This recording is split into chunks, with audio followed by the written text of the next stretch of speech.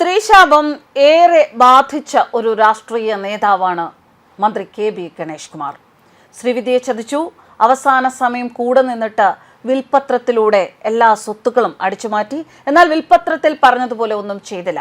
ഇന്നും ഗണേഷ് കുമാറിനെതിരെ നിലനിൽക്കുന്ന ഒരു ആരോപണമാണ് ഇത്. സ്ത്രീശാപം ജീവിതം നശിപ്പിക്കും എന്നതിന്റെ ഏറ്റവും വലിയ ഉദാഹരണമായാണ് ഇപ്പോൾ ഗണേഷ് കുമാറിന്റെ ജീവിതത്തെ വിലയിരുത്തുന്നത്. ഈ തെരഞ്ഞെടുപ്പ് സമയത്ത് വിവാദങ്ങൾ കൊഴുക്കുമ്പോൾ പക്ഷെ കൂസലില്ലാതെ ഗണേഷ് കുമാർ പ്രണയത്തിന്റെ ചുവട് പിടിച്ച് ന്യായീകരണങ്ങൾ നടത്തുകയാണ്. പ്രണയം മോശമാണ് എന്ന അഭിപ്രായം തീരെയില്ല. എന്നാൽ അത് എവിടെ വേണം എന്നതാണ് വിഷയം. ആദ്യ ഭാര്യയിൽ തുടങ്ങി സഹോദരങ്ങളുടെ ആരോപണം. അങ്ങനെ പ്രണയം മാത്രമല്ല, ശ്രീവിദ്യയ്ക്ക് നൽകിയ സഹായങ്ങളിൽ വരെ ഒളിഞ്ഞിരുന്ന ചതി. മുൻ ഭാര്യ ആയിരുന്ന യാമിനി തങ്കച്ചി ഗണേഷിനെതിരെ ആരോപിച്ചത് ഗുരുതരമായ വിഷയങ്ങളായിരുന്നു. തുടർന്ന് 2013 അവർ വിവാഹമോചിതരായത്. അതിനുശേഷമാണ് ബിന്ദു മേനോനെ ഗണേഷ് കുമാർ വിവാഹം കഴിക്കുന്നത്. അന്ന് യാമിനി തങ്കച്ചി ഉന്നയിച്ച ഗുരുതരമായ ആരോപണങ്ങൾ വിവാദമാവുകയും ഏറെ ചർച്ചയാകുകയും ചെയ്തിരുന്നു.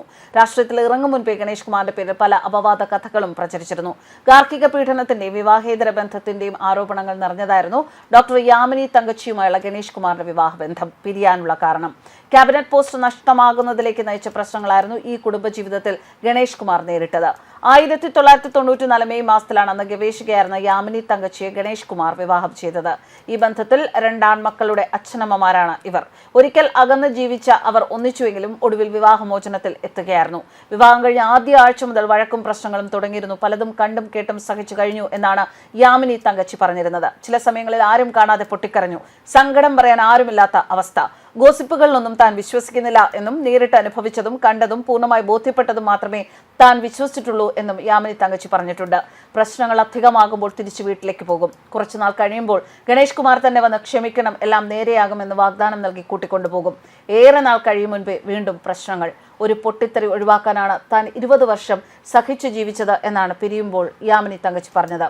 ഖലീജ് ടൈംസ് റിപ്പോർട്ട് പ്രകാരം യാമിനി തങ്കച്ചി 200 മില്യൺ രൂപ വിവാഹമോചനത്തിലുള്ള ജീവനാംശമായി ആവശ്യപ്പെട്ടിരുന്നു. ഇതിൽ ഇടക്കാല ജീവനാംശമായി 25 മില്യണും ആവശ്യപ്പെട്ടു. ഗാർഹിക പീഡനം ആരോപിച്ചാണ് യാമിനി തങ്കച്ചി വിവാഹമോചന ഹർജി സമർപ്പിച്ചത്. അന്നത്തെ മുഖ്യമന്ത്രി ഉമ്മൻചാണ്ടിക്ക് മുൻപാകെ യാമിനി തങ്കച്ചി രേഖാമൂലം പരാതി നൽകി. തുടർന്ന് 2013 ഏപ്രിൽ മാസത്തിൽ ഗണേഷ് കുമാർ മന്ത്രിസ്ഥാനം രാജിവെച്ചു. കേസ് കോടതിയിലെത്തിയെങ്കിലും തിരുവനന്തപുരത്ത് അവർ താമസിച്ചിരുന്ന വീടും വലിയൊരു തുക നഷ്ടപരിഹാരവും നൽകിയ ശേഷം യാമിനിയിൽ നിന്നും ഗണേഷ് കുമാർ വിവാഹമോചനം നേടി. നഷ്ടപരിഹാരം നൽകിയ ശേഷം 2013 അവർ വിവാഹമോചിതരായി. 2014 ജനുവരിയിൽ കൊട്ടാരക്കരയിലെ തറവാട് വീട്ടിൽ വെച്ച് 47-കാരനായ ഗണേഷ് കുമാർ വളരെ വേണ്ടപ്പെട്ടവർ മാത്രം പങ്കെടുത്ത ചടങ്ങിൽ മാധ്യമ സ്ഥാപനത്തിന്റെ വിദേശ വിഭാഗത്തിലെ ഉദ്യോഗസ്ഥ ബിന്ദു മേനോനെ വിവാഹം ചെയ്തു.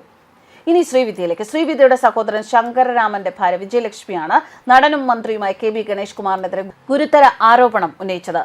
ഞങ്ങൾ ആകെ ചോദിച്ചത് 3 കാര്യങ്ങളാണ്. കുടുംബത്തിൽ പൂജിച്ചിരുന്ന ഒരു കൃഷ്ണന്റെ പടം, അമ്മയുടെ തമ്പുരു, സഹോദരൻ ശ്രീവിദ്യയ്ക്ക് വാങ്ങിക്കൊടുത്ത ഒരു അലമാര, അതുപോലും തന്നില്ല.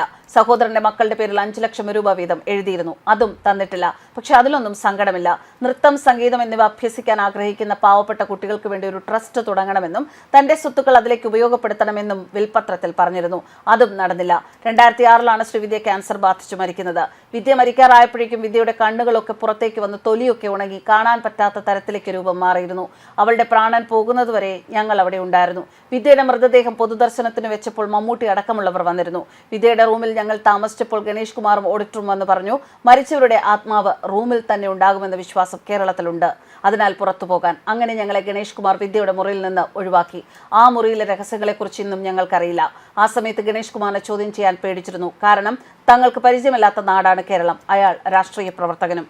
യുവനേതാക്കളിൽ ശ്രദ്ധേയ പ്രകടനം കാഴ്ചവെച്ച മന്ത്രിയാണ് കെ.ബി. ഗണേഷ് കുമാർ. മലയാള സിനിമയിൽ ഗണേശൻ എന്ന പേരിൽ വർഷങ്ങളോളം അഭിനയിച്ച ശേഷമായിരുന്നു അദ്ദേഹത്തിന്റെ രാഷ്ട്രീയ പ്രവേശം. 2001 മെയ് മാസത്തിൽ പത്തനാപുരത്തു നിന്നും തിരഞ്ഞെടുക്കപ്പെട്ട ക്യാബിനറ്റിലേക്ക് എത്തിയ ഗണേഷ് കുമാർ A.K. ആന്റണി മന്ത്രിസഭയിലെ തിളക്കമാർന്ന നേട്ടം കൈവരിച്ച മന്ത്രിയായിരുന്നു. രാഷ്ട്രീയത്തിൽ നവാഗതനായിരുന്നു എങ്കിലും തകർന്നടിഞ്ഞു കിടന്ന KSRTCയെ വളരെ മികച്ച ഒരു ഭരണ സംവിധാനത്തിന്റെ കീഴിൽ കൊണ്ടുവരുന്ന കാര്യത്തിൽ അദ്ദേഹം വിജയിച്ചു. എന്നിരുന്നാലും വ്യക്തി ജീവിതത്തിലെ പ്രശ്നങ്ങൾ ഗണേഷ് കുമാറിന്റെ കരിയറിനെ ബാധിക്കുന്നത് ഇന്നും തുടരുകയാണ്. News desk കർമാൻസ്.